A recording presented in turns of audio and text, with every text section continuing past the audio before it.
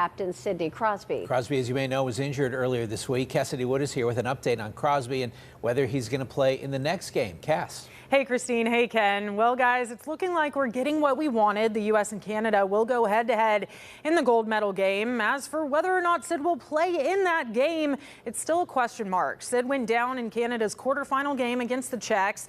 He was getting beat up pretty bad. Eventually, there was a hit in the second period that did injure his leg, which took him out. He then didn't participate in the optional skate and was ruled out of today's semifinal game against Finland.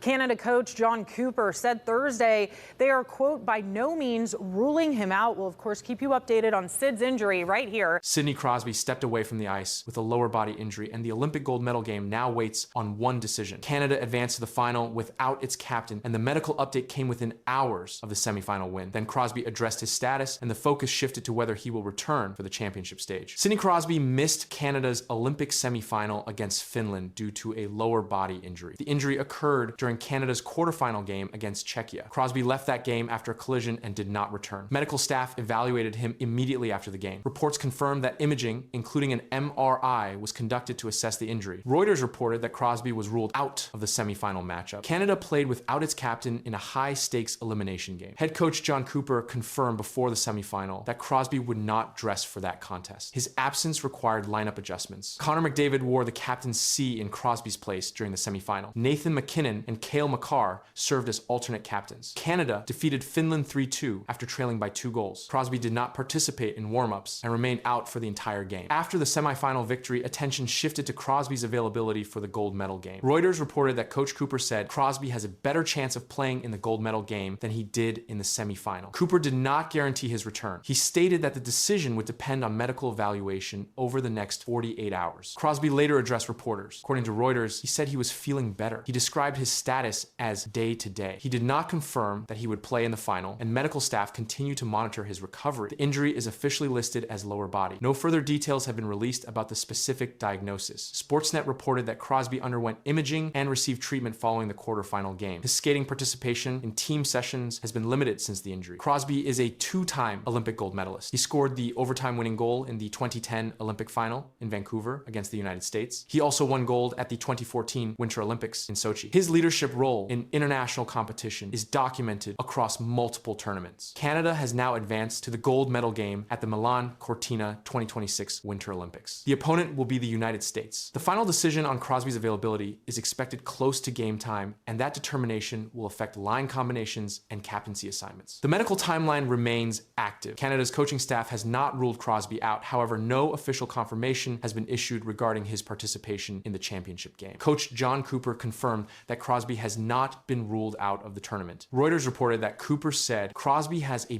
better chance of playing in the gold medal game than he did in the semifinal, and that statement followed Canada's 3-2 win over Finland. The injury occurred during the quarterfinal against Czechia. Crosby exited the game after a collision and did not return. Medical imaging, including an MRI, was performed after the game, and the team has not disclosed the exact diagnosis. The injury remains listed as lower body. Crosby did not participate in the semifinal, and Canada defeated Finland without him in the lineup. During that game, Connor McDavid served as captain, while Nathan MacKinnon and Cale Makar were alternate captains. The leadership structure shifted temporarily due to Crosby's absence. Following the semifinal, Crosby spoke to reporters, and Reuters reported that he said he was feeling better. He described his recovery as day-to-day and did not confirm whether he would play in the final. The decision remains dependent on medical clearance. The timeline between the semifinal and the gold medal game provides a limited recovery window, and reports indicate that the decision will be made close to game time. Medical staff continue to monitor his progress through treatment and controlled activity, and no official announcement has confirmed his return. Crosby's Olympic record includes 2 gold medals. He scored the overtime winner in the 2010 Olympic final in Vancouver, and that goal secured Canada's victory over the United States. He also contributed to Canada's gold medal performance in 2014, and his international experience includes multiple captaincy roles. Canada's advancement to the gold medal game sets up a matchup against the United States at the Milan Cortina 2026 Winter Olympics. The semifinal win against Finland secured that position, and Crosby's potential participation would impact roster alignment and ice time distribution. Coach Jon Cooper has emphasized that Crosby remains under evaluation, and the phrase better chance indicates improvement but does not confirm clearance. The final decision depends on medical assessment before the championship game. If cleared, Crosby would resume his role as captain. If not cleared, Connor McDavid would likely continue wearing the C as he did in the semifinal, and Canada's lineup decisions hinge on that final medical update. The team has maintained confidentiality regarding further injury details. Official confirmation is expected prior to puck drop, and the gold medal game approaches with Crosby's availability still uncertain. The wait is over. It's been a really long time. We need to get best on best back at those big games where it's country against country and it becomes more than hockey. Opening night of the Four Nations face-off. Well, for me, it's Celebrini, McDavid, Wilson. I love that. I think that that's a really good line. I saw how they come together there. And the reason McDavid, who's going to have the biggest spotlight on him, he's going to shoulder a lot of the responsibility for this team, as he should, and he's ready to do.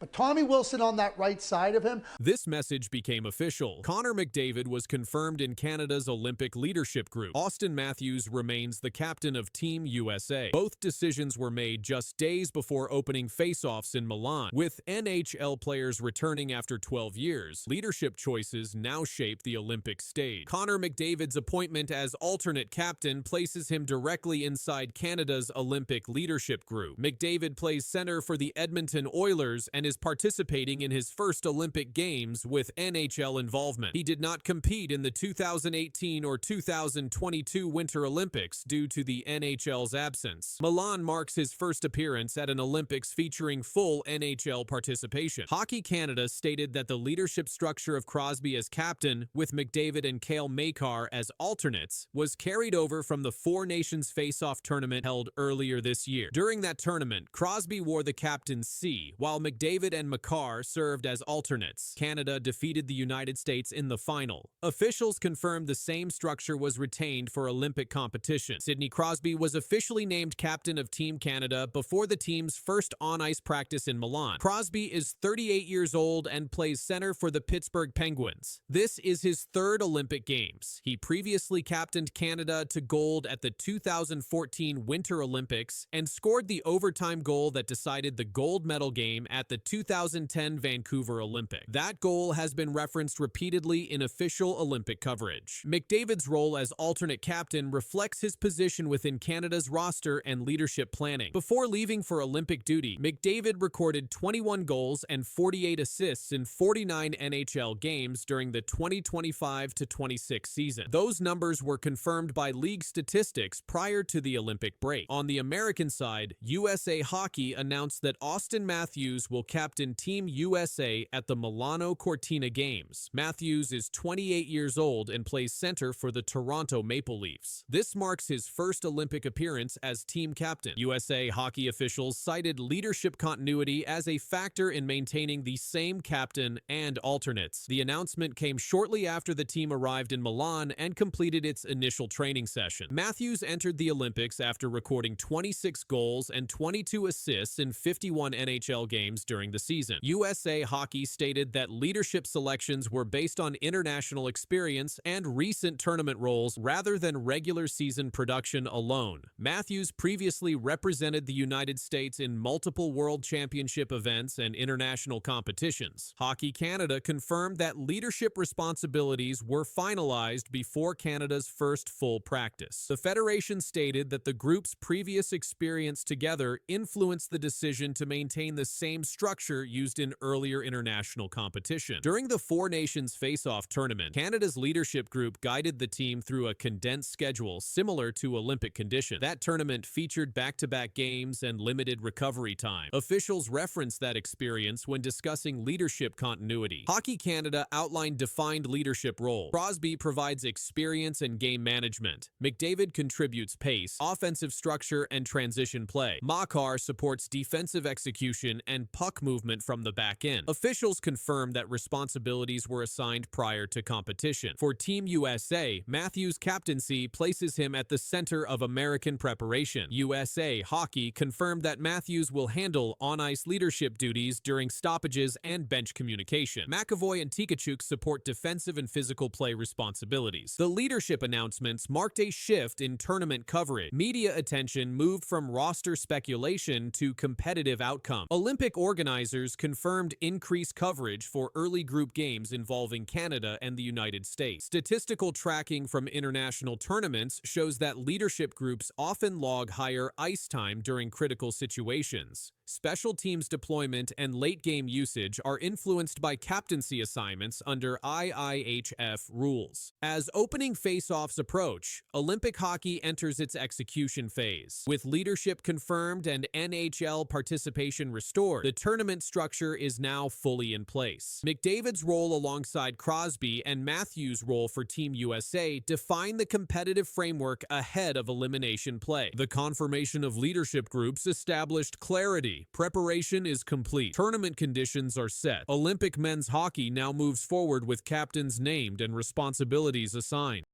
Good luck, Team Canada. You've earned this moment.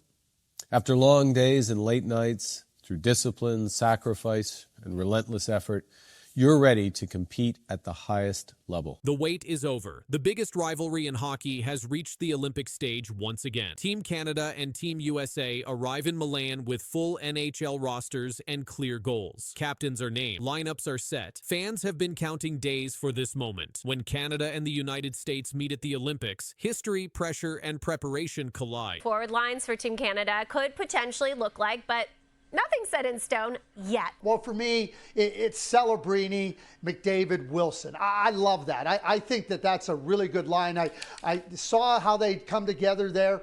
And the reason McDavid, who's going to have the biggest spotlight on him, he's going to shoulder a lot of the responsibility for this team, as he should, and he's ready to do.